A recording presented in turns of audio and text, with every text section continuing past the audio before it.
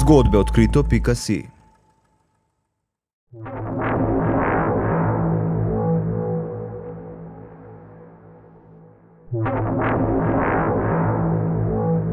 O tem, kako se je naše vesolje začelo, obstaja v znanosti splošen konsenz.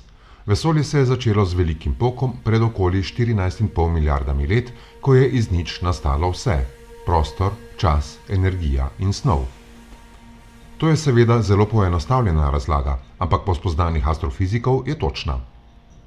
Kaj natančno se je ob velikem poku dogajalo, ne ve nihče, še manj ali je kaj bilo pred tem, ali je nastanek vesolja enkraten dogodek, ali gre za ciklično ponavljanje razširjajočega se in potem krčečega prostor-časa. Je naše vesolje edino ali jih je neskončno veliko? Je vesolje nastalo v črni luknji?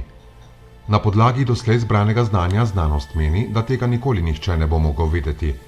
Vendar pa kljub temu ali pa prav zato lahko domišljija dobi krila. Ena izmed teorij, ki je še malo raziskana in redko omenjena, je, da je naše vesolje v laboratoriju ustvarila tehnološko zelo napredna civilizacija.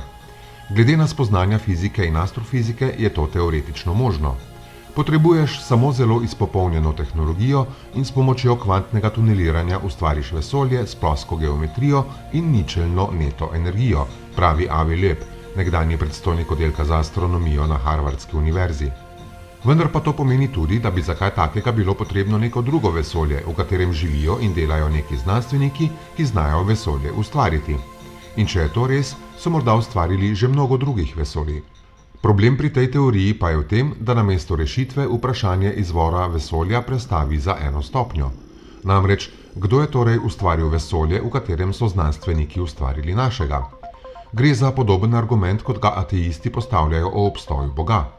Če je Bog ustvaril vesolje, kdo je ustvaril Boga?